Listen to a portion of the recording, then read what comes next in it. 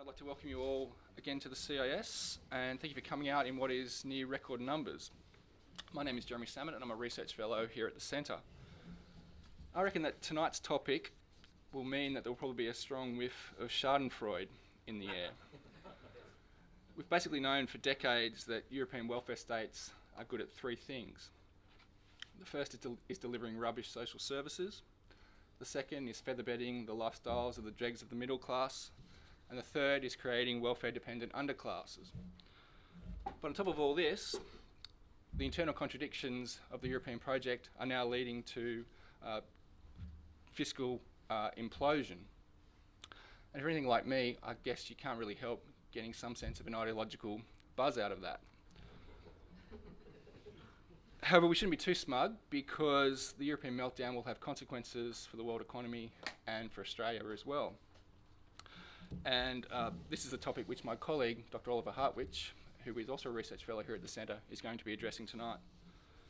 Now, the blurb for this evening's event billed Oliver as Australia's most prominent expert on European affairs, and the turnout suggests that this is certainly correct. Oliver joined the CIS in 2008, and mainly through his regular column in the Business Spectator, has foretold the economic catastrophes which have hit Greece, Italy, and the euro in general. So clearly you're in the sure hands of CIS's own Euro sage, and what Oliver is going to explain tonight is the way the European crisis is also a social, political and a demographic crisis as well as a financial one. So without further ado, I'll call on Oliver to tell us about the future of Europe and the Euro and what it will mean for the world and the Australian economies. He's going to talk for between 30 and 40 minutes, so there will be plenty of time for question and answer after that. Over to you, Oliver.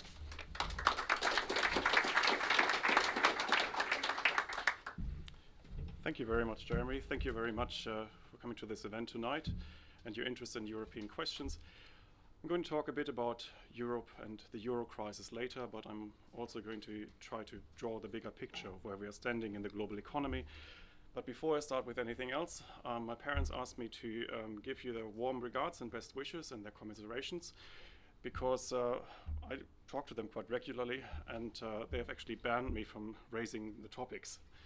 I'm not allowed to talk about the Euro crisis to my parents anymore, and if I do it occasionally, my mother usually comments afterwards and says, well, thank you very much for spoiling another day. They, of course, still live there, and they are wondering every day what it means for them, for their savings, for their pensions, and going through this experience is probably not as much fun as it will sound tonight. In any case, let me just begin, if this works. Oh, maybe I should turn it on, it helps. Still setting up. Maybe it doesn't. Could you just give me the next slide? It's bizarre, we tried this before. Anyway, I want to talk about what a difference a few years make. And these are all covers from The Economist magazine from before what the Australians call the GFC, the global financial crisis. And remember, before the GFC, we were talking about things like happiness and how we could measure happiness and how we could all become happier societies. And we were talking about places like Bhutan, where they had apparently found the key to creating not only prosperity, but happiness. We were talking about green dreams, and climate change was a big topic and a big issue, and we were all getting afraid of being burned to death and frying. And I mean, that summer doesn't quite give us the indication. If you look at the last pictures from Europe, it doesn't quite look like global warming either. We were celebrating Alan Greenspan, and we thought that he was a very hard act to follow, really, at the top of the Fed. Now we know, of course, that we shouldn't have worried, because we know now that Ben Bernanke can print dollars even faster than Alan Greenspan. And we were even celebrating Goldman Sachs and other investment banks. We were celebrating the culture of risk. And I mean, how things have changed in the last few years.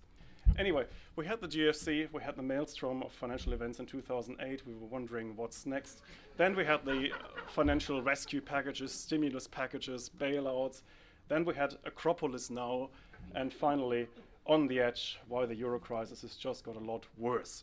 So this was The Economist over the last few years, and now the question is, yes, what is The Economist cover going to be in the next few years? We have no idea, and tonight I'm going to talk about what we can expect The Economist cover to say in the next few years. However, it may well be in Chinese, it may well be just on an iPad and no longer on paper anymore. So anyway, what I'm going to do now is I want to put all of this into a broader historical context and put it into a perspective. And the first slide, as you can see here, is the world population as it stood in 1500. Now in 1500 there were only 438 million of us on the planet. And this map, I encourage you to check it out. Go to www.worldmapper.org. You find fantastic maps to actually illustrate what's really happening in global affairs. These countries that you can see there are drawn according to their population sizes. And as you can see, the world population in 1500 was predominantly an Asian and a European world population, with a little bit of population, of course, in Africa, but hardly anything in America, North America, South America, hardly anything in Australia. Now, let's move forward 400 years, and we are now at a world population that has more than tripled, and world population is now still extremely concentrated in Europe. We still have large population in Asia, in India, and China. But of course, America suddenly appears on the map, and there is even some development here in our region in Australia. Next one, we can see the world population in 1960, and I mean, it kind of suggests that Europe is a very well-established power. America is certainly established. I mean, China and India are still large, of course, but we also know that in 1960 they were relatively poor, so it didn't matter that much. The Old West, if you also take Japan into the picture, is clearly established, dominating the world, dominating it also in population figures. Now, move forward to 2050, and we see quite a different picture and quite a radical change, because now you can see that Africa is really dominating the middle of the picture, and Europe is shrinking to a tiny little continent. And look at what is happening to Russia. Can you even spot Russia on that map?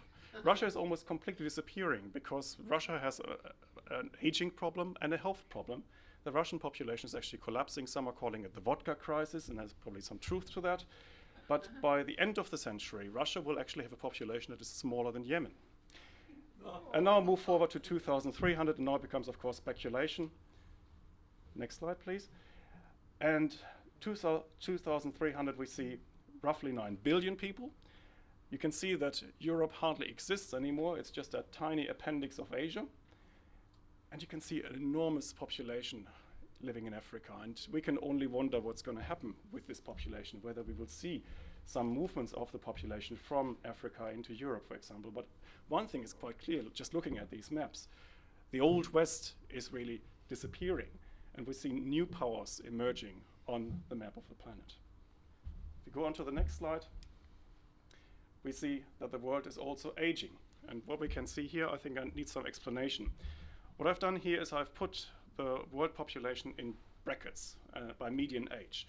You can see, hopefully, at the bottom of the slide that I put the world population into different age brackets. So we're starting with an age bracket here, 14 to 20, then 20 to 25, 25 to 30, and so on.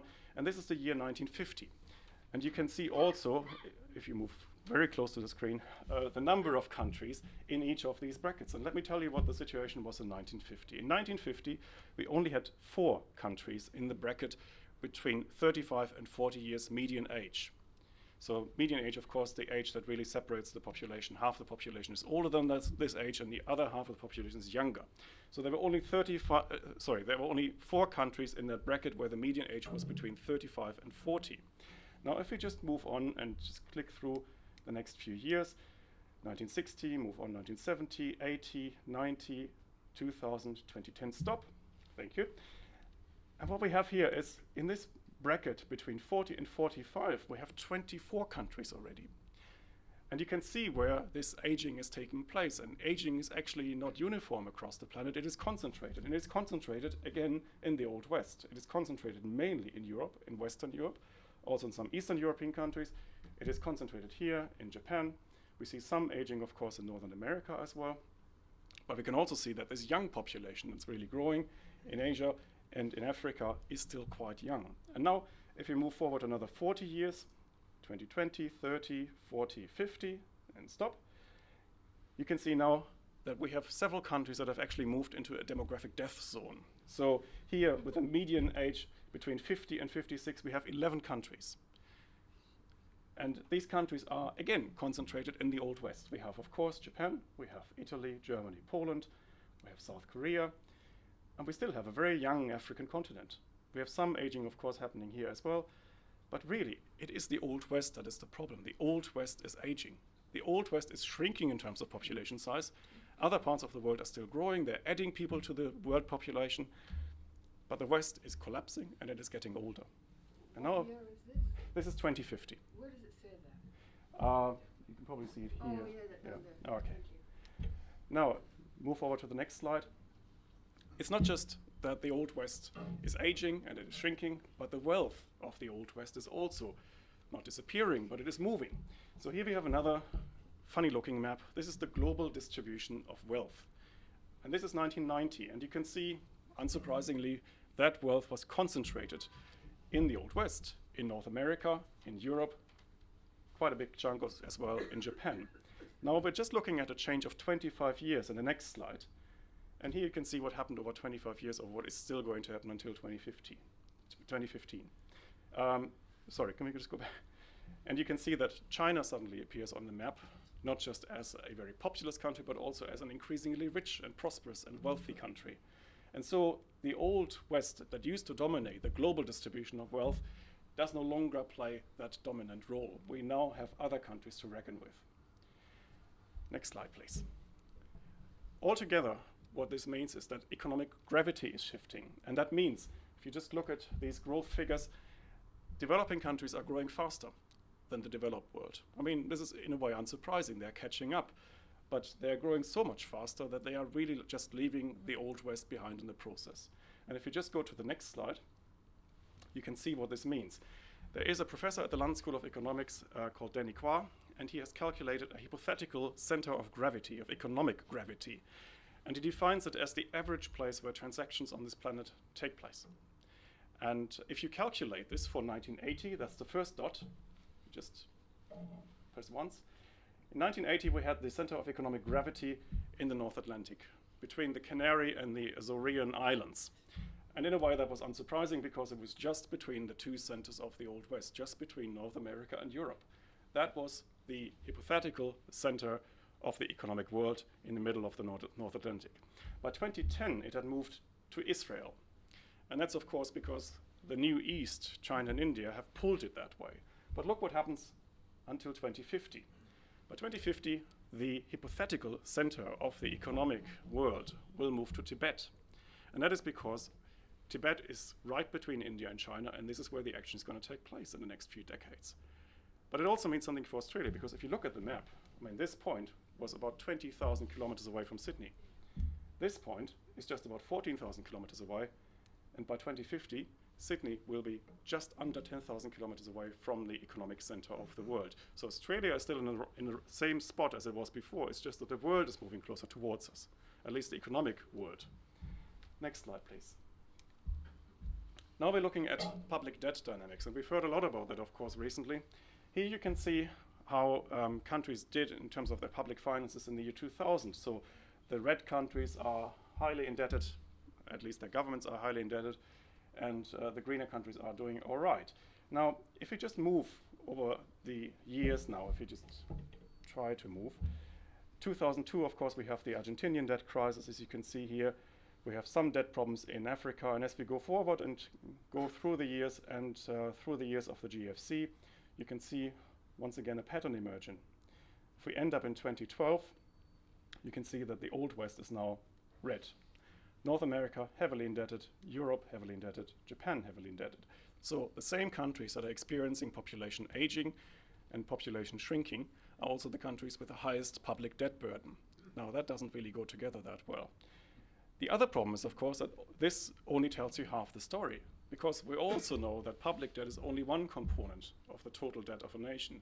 And we have seen in GFC that it doesn't really matter whether that is public or private, because in the end, if banks fail, private debt can relatively soon become public debt as well.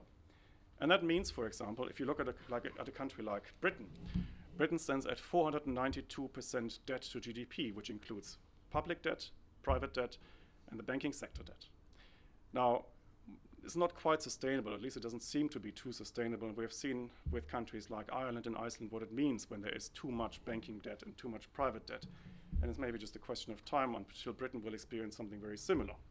Now, if we go one slide further, what I mean, looking at all these figures and graphs, it is quite clear that we are really seeing not so much your typical kind of recession, not even so much your typical kind of depression that happens every few decades. I think we're really seeing something more fundamental. We're seeing really the end of a world. We're seeing the end of the world as we knew it. And it's the end of an economic model, of a world model that lasted about 500-600 years. It was the model of the Old West that started off in Europe, of course, then migrated to America, but it was pretty much a Western model, and I think we can even include the last 60, 70 years of Japan into that picture, but this model has come to an end. And so we're not seeing just a normal debt crisis. We are not seeing just some countries defaulting. I mean, that has always happened, but we're seeing a more structural shift. And I think it is really the West that is facing a number of crises. And these crises are all interrelated, but they are nevertheless quite separate. We have a crisis of debt. We have seen it in that one graph, but it's a crisis of public debt and private debt, and we shouldn't forget the private component.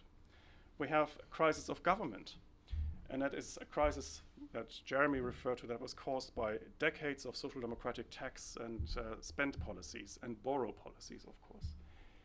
We have a crisis, a monetary crisis that I think has a lot to do with the lack of a firm monetary anchor. The United States completely went off the gold standard 40 years ago in 1971, and I think the world has really sorely missed a firm monetary anchor in the meantime. Some of the excesses we have seen in the banking sector wouldn't have been possible under a sounder economic monetary system. We have a demographic crisis. I think that is quite obvious now if you just look at the projections for population growth and shrinking. And it is caused by two factors: rapid aging, which is a positive because we're all living longer and that's fine, but it's also driven by low fertility rates in a number of Western European countries. I think the classic case is Italy in this regard. Italy hasn't had replacement fertility, so a fertility level that would have replaced the population for more than 40 years now. So they are shrinking. And I think on top of that, the West has another problem. The problem for the West is actually that it has a crisis of identity to fight with. The West does no longer really know what it really stands for. Its economic model lies in tatters. The West faces competition from the East, from authoritarian countries like China. It doesn't quite know where it stands. It feels very insecure dealing with itself and dealing with others. I mean, that explains part of the integration problems that we're facing in Western society when it comes to integrating newcomers to these societies. It would be far easier to offer them an attractive picture that migrants would like to integrate into if the West at least knew what it was. But that's no longer quite clear. And then, of course, we have a crisis of political leadership, and that's quite obvious now if you're just looking at Europe. I mean, they're now meeting almost on a weekly basis for crisis and emergency talks, and they're never solving anything. But really, it's not just a European phenomenon. We can feel very smug about the Europeans. We can look at Europe with a bit of schadenfreude. But frankly, does anyone really believe that Australia's political culture is any better? Or is it just that we can afford this political culture because we happen to have some resources that we can dig out? But put our politicians in charge of Europe. Do you think that Julia Gillard would make a better Angela Merkel? Or that Tony Abbott would make a better Nicolas Sarkozy? I doubt it. I think we have a problem in our political leadership that is quite evident in Europe, but I think it is present in Australia as well. It is certainly present in America. I mean, look at how long it took to find minute compromises, really, on America's debt level. And I think America might be next with its debt crisis. The Americans are not tackling that either. So it is really coming down to just one single crisis, a crisis of confidence, because we know that we have problems and we're unable to tackle them. And if you go forward now, Neil Ferguson, the British, or maybe I should say Scottish historian, we had him at the Centre 2 years ago, just published a book last year about the West and the rest, that's how he called it. And in this book, Neil Ferguson identified 6 killer apps, 6 issues that really drove the development of the West, that made the West rich. And these killer apps were competition, science, democracy, medicine, consumerism, and the Protestant work ethic. And in this book, Ferguson actually makes it quite clear that the West was extremely good at all of these disciplines. And these disciplines and these killer apps drove economic development in the Old West. But he also makes it clear that the newcomers in the new economic world order are actually learning fast, and they are installing these killer apps in their own economies with different success rates, of course. I mean, we cannot quite talk about China as a democracy, but they certainly know a thing or two about science these days. And I'm going to talk about a bit about two of these issues, which I think are quite important for the development of the next few decades.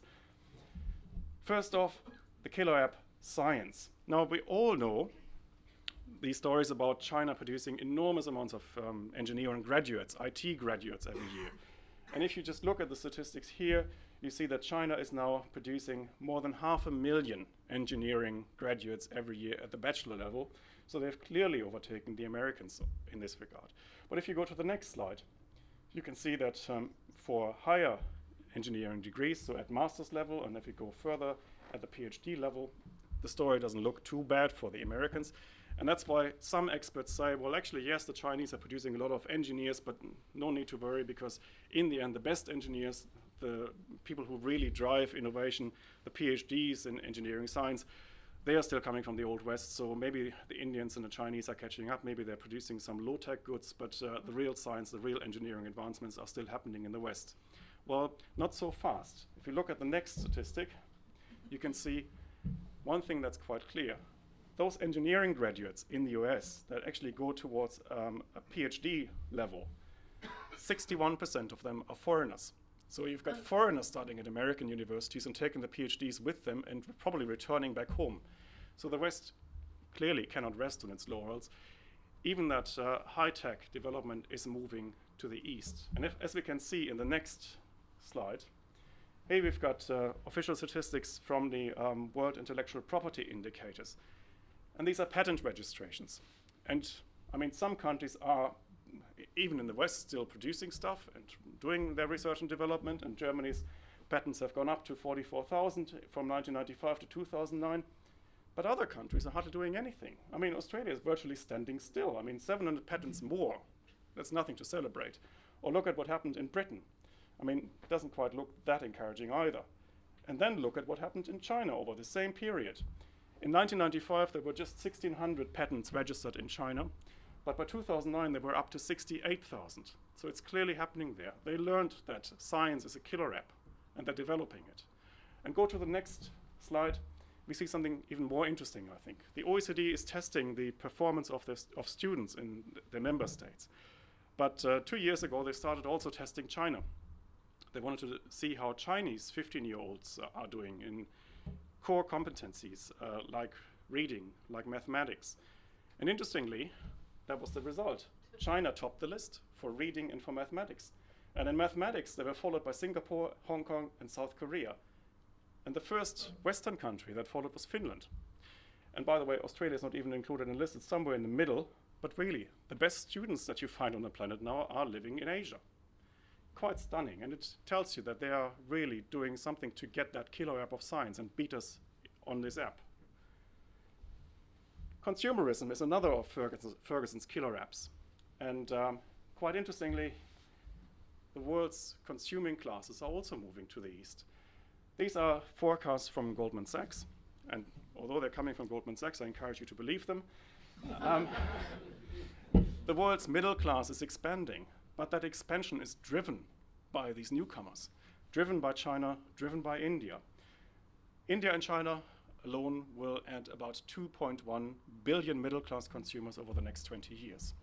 That's an enormous addition to the world's middle-class population. The only reason, by the way, why the world's middle class is actually declining from about 2040 is not because people are suddenly getting poorer, it's just because they're moving up another class.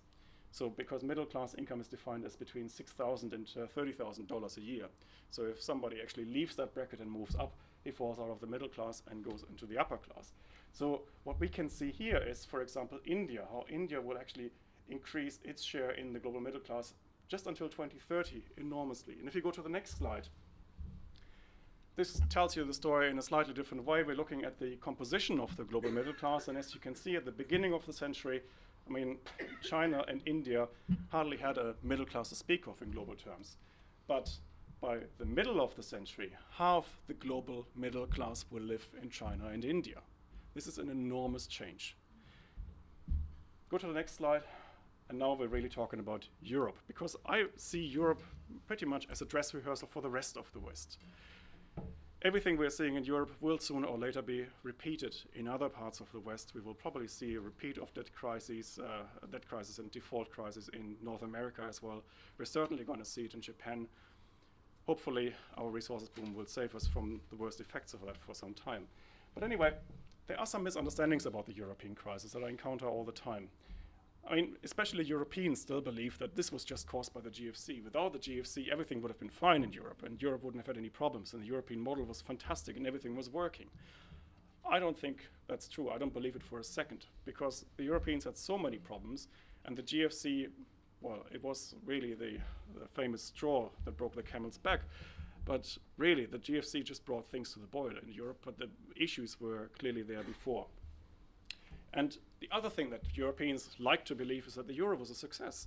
You can still read European intellectuals celebrating the great success of the euro prior to that financial crisis. And they were really celebrating it as a great success story, and European politicians actually still claim that it worked relatively well before. I don't believe this. Because if you just look at the details, how the euro was working in the times, in the years before the crisis, you can see that the Stability and Growth Pact was pretty much ineffective from the first day. Nobody played by the rules, least of all the Germans who had insisted on the pact before. The Germans were the first to break it in 2003. So nobody played by these rules. The Growth and Stability Pact, the Stability and Growth Pact has actually been breached about 60 times now for debt levels, for deficit levels. So nobody really played by this. And the Eurozone economies, even before the financial crisis, were not synchronized. I mean, that's the reason why Spain had this building boom. That's why Ireland had this vast construction boom. And that was only made possible because they got interest rates that were not made for them. They were made for the sluggish economies on the continent, so mainly France and Germany at the time. So these European economies were never in sync. The euro really never worked for all of them. And then, of course, there were symptoms of a relative economic decline for decades. I find it quite interesting, going back to the early 1980s. I recently read documents from 1982. That was when the German government, the Social Democrat Liberal coalition, split, and they fell apart because of a paper written by the then Liberal economics minister, Graf Lambsdorff, who really detailed where Germany went wrong and what needed to be done and which reforms should be tackled to make Germany a success story again. And I just reread that paper a few months ago, and I was astonished because all of the issues that he lists there are still with the Germans. They still don't have the tax reform that he wanted. They still don't have the health reform that he wanted. So basically, none of these issues have been tackled. And that's not just a German story, of course. It's an Italian story where reforms haven't really been tackled for 40 years.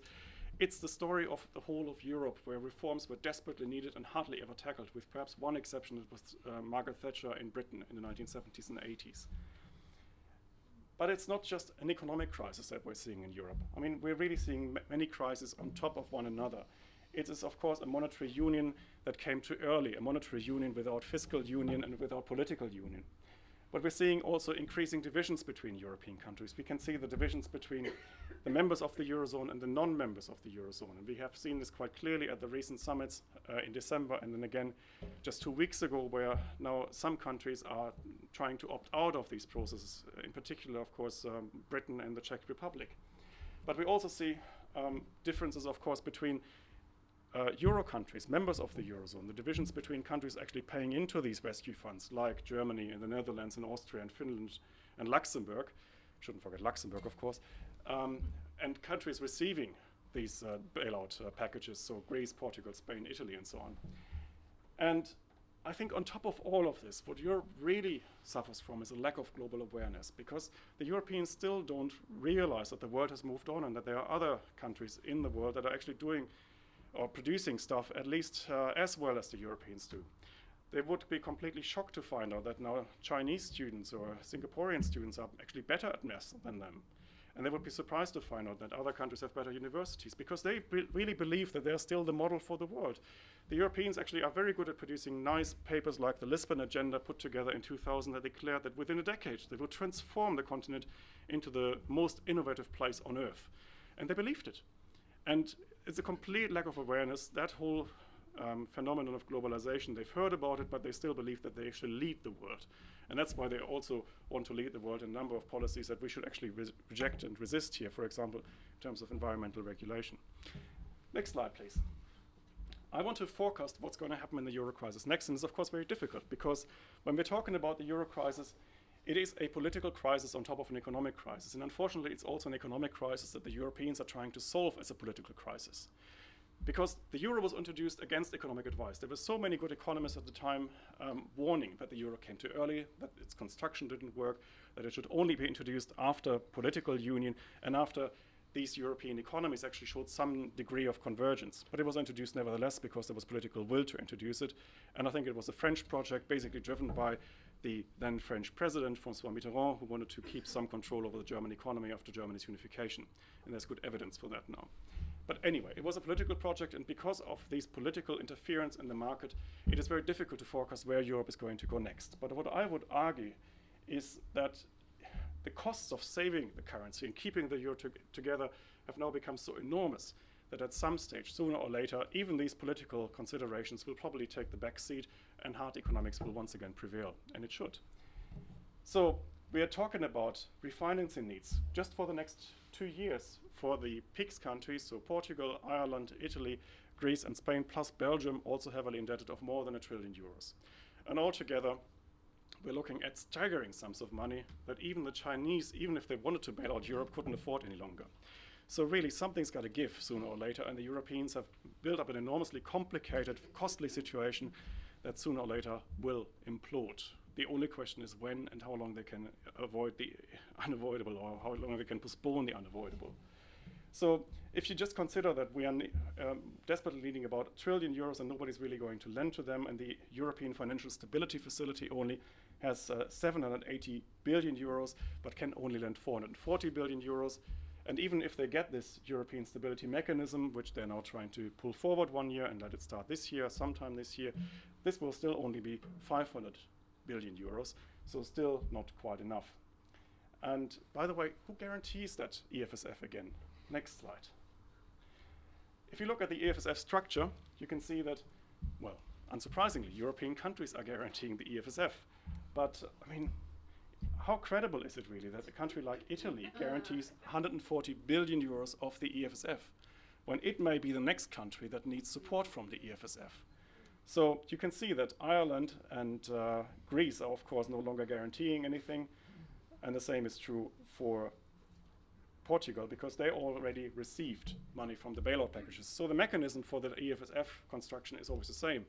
All countries guarantee. As soon as a country needs money from the EFSF, it no longer guarantees and reduces the total amount that the EFSF can actually lend out.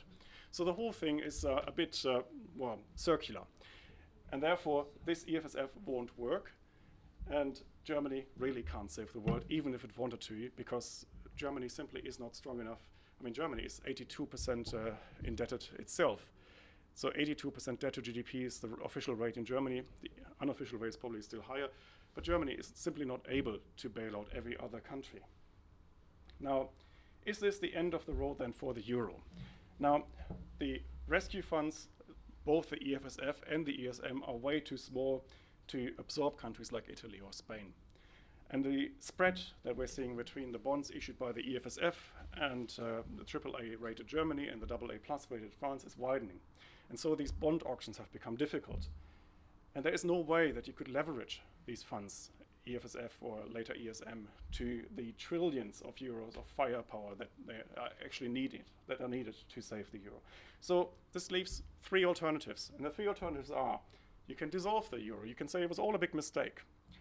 You can try to move forwards to fiscal union, the kind of stuff that would make a monetary union work. So you would have institutionalized fiscal transfers between the rich and the poorer countries. And in the case of Germany, it would probably mean that they would have to give up about 50 billion euros every year for the benefit of periphery countries. Now, not very popular, of course, as I can tell you.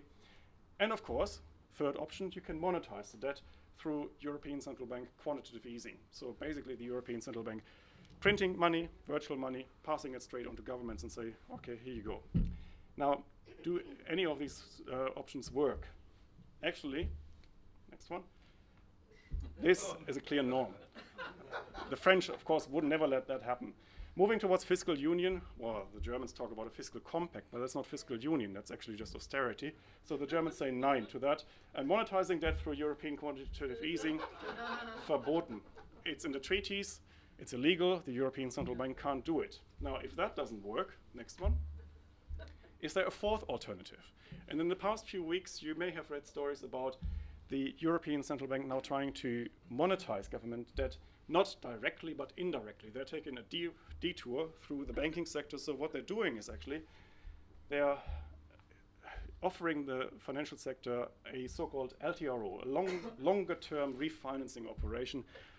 You must love this term, because actually it is a nicer way of saying printing money, or, I mean, previously would have called this a Ponzi scheme, but now it's called the longer-term refinancing operation. And the way it works is quite wonderful, actually, because the European Central Bank goes about and says, okay, banks, how much money do you actually need? You can get as much as you like, as long as you give us some collateral, I mean, some paper. You probably still have some paper, right? Toilet paper, single ply. And then they lend against this collateral at a very attractive interest rate of just 1%. Now, these banks take the money, soak it all in. Last time they did it, it was 489 billion euros. At 1% interest, and lend a part of it straight back to European governments at 5 or 6%. So it's a nice kind of free money for the banks. And the European Central Bank believes that this can actually stabilize the banks. Well, yeah, of course, because they're getting free money. It can also stabilize European governments, because they can now finally access capital markets again to refinance themselves. And the whole idea is to reduce yields on government debt, to stabilize the banks, as I said, also to prevent a credit crunch, that's the official reason that the ECB gives, and support asset prices. Now, does it work? Yes, it does. As you can see, between December 21st, when this 489 billion tender over just about half a trillion euros was put out, we have seen an 11% increase in the Euro Stoxx 50. The European stock markets have rallied ever since. The markets are ecstatic because, I mean, they're getting all this cash from the banks. The cash has to go somewhere. It buys shares in European companies, and that's what's driving these stock markets. We've also seen yields coming down. I mean, you vaguely remember there was something like a euro crisis in December, right? That was when Italy was in the death zone. 7.3% yield interest rate on 10-year Italian government bonds.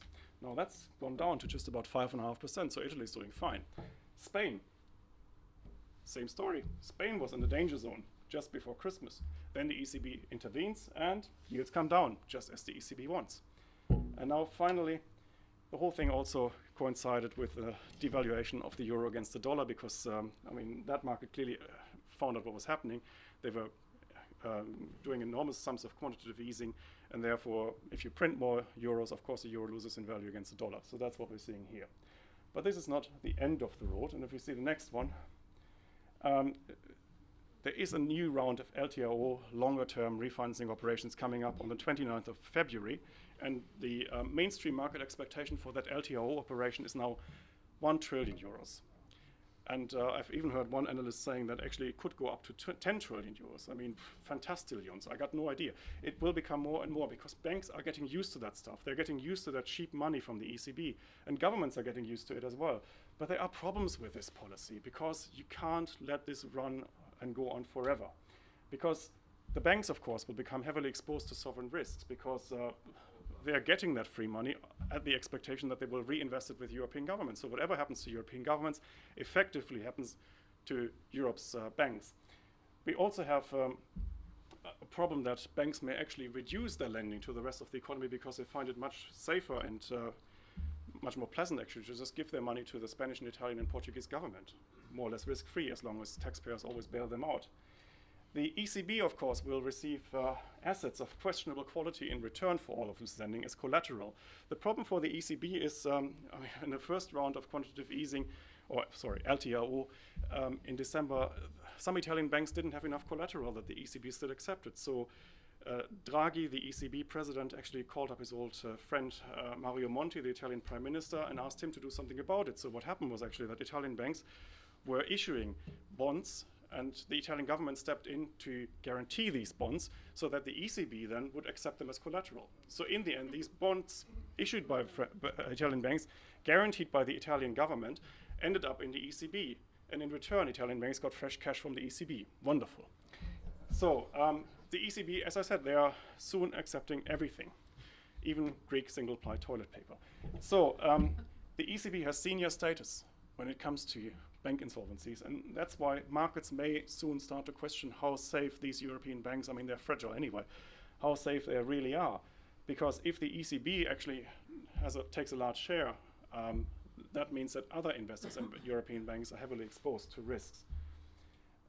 It, of course, reduces reform pressure on periphery governments, because you can see when yields are coming down on Italian government debt, Spanish government debt, why should the Italians still reform their economy? Because everything is fine, because now they're getting all the cash, because the financial sector is awash with cash, and there's no need any longer to really reform their economies. So all that nice pressure that Angela Merkel is trying to build up to finally get the Italians and the Spanish and the Greeks to reform their economies may just disappear, because there is no need to reform when you get free cash anyway. And so, apart from that, there is no exit strategy, because there is no one with a plausible plan to say, well, what can happen when these measures run out? We had the 489 billion euros in December. We are getting another trillion euros at the end of this month, and they're already talking about the next round of quantitative easing, LTRO. So you're really dealing in a way with an addicted patient with a severe debt addiction. So he always needs the next shot, and the next shot always has to be bigger, because otherwise you can't keep the system going. This is a Ponzi scheme, and this doesn't work, and this doesn't solve the underlying issues. But even if you solve them, next slide, you still haven't solved the real euro crisis. Because so far we're only talking about fiscal problems, problems with government spending and government borrowing. But this, I argue, is the real euro crisis, and that is a euro crisis that you really never or hardly ever read about. These are relative unit labor costs. And 2000 is taken as the base year here. And what you see is interesting, because Germany, over the past decade, has become more competitive. It has become cheaper. Unit costs in Germany have gone down over 10 years. And look at the crisis countries, Italy, Greece, Portugal, Spain, Ireland. They have become more expensive on a unit cost base. So that means that we have got an enormous competitiveness problem in the periphery. It's not just a fiscal problem that these countries have, it is actually a problem that their companies can no longer compete with Germany, because Germany is just outcompeting them on every front. And as long as the Europeans are not making these countries come together, as long as they're not closing the gap between these countries, they will always have a problem. And they will always require capital transfers from the rich countries to the poorer countries. And this fiscal crisis will just reoccur, because you can solve the fiscal crisis. You can transfer money to these countries in the periphery, but they will still need ongoing support as long as they don't get their economies back on track, as long as they can't get them back to competitiveness. So, the end game. And the end game for Europe, I think, is quite clear. Eventually, Greece will realize it is better off out. And it will be better off out because they know that they can't regain their competitiveness if they remain within the Eurozone. So they might leave. Germany might leave, because once the Germans actually realize that longer-term refinancing operation just means printing money, and the Germans have some experience with printing money, they might pull out. But whoever pulls out of the Eurozone might set a precedent for others, because if the Germans pull out, why should the Dutch stay in? Why should the Austrians stay in? Why should the Luxembourgers stay in? And the same is true for Greece, because once Greece pulls out, why should Portugal stay in? Why should the Portuguese say, okay, fine, Greece can get its competitive advantage back by devaluing the new currency, the new drachma, or whatever you call it, and we stay in the euro and remain uncompetitive forever? This is not going to happen. So once Greece departs, other countries will follow. And I think the next country will be Portugal, and then probably Spain, and then Italy. So the whole thing is going to implode, whoever leaves first. It is really a game of chicken. They are just waiting who moves first. And the question then for the EU is whether the EU as a political union survives this monetary and economic disintegration. Now, what all of this means for us here in Australia is, I think it's quite clear, Europe is really doomed to decades of decline, and America may just be a few steps behind because of all of the reasons that I gave you. Because the East has now taken our killer apps, we have forgotten about our killer apps, we are growing old, we are shrinking, we are no longer good at science, we are no longer the world's best consumers. Asia, of course, will feel the impact of that Western slowdown, but Asia, of course, has enough potential to build up its own domestic economy, its own middle class, and there is so much hunger in these countries, not just in China, in Indonesia, in Malaysia, in India, that I think, of course, they will feel the West slowdown, but they have a chance of kind of decoupling from it a bit. And Australia's future, because of that pull in economic gravity that I had in this one map where you could see this shifting towards Australia, Australia's future is clearly in Asia. Paul Keating said it about 20 years ago, that Australia should really consider itself an Asian country. Doesn't mean Asian in every sense, doesn't mean Asian in philosophy, but really, this is where our future is. This is where we have to deal and trade. And we have to be as good as the Asians in that game, because otherwise we will just be another kind of Europe. And we don't want to be like Europe. The GFC has already demonstrated that Australia has a chance of decoupling from what's happening in the West. While the whole West basically tanked in 2008 and 9, and America and Europe and Japan went through difficult times, we didn't even have an official recession. So we can decouple, but only if we manage to become a bit more like Asia. But the problems are that then it means we have to be as good and as fast as Asia. And I have my doubts about this, because the time it took the Chinese to build 420 kilometers of an underground railway network in Shanghai, that's the same time that Sydney took to really just think about an integrated ticketing system. It's not good enough. And I think if we really wanted to do something about letting Australia move forward and faster, perhaps we could even start fixing this bloody lift at the back of the room. So, and that's all for me for now. And with that, thank you very much.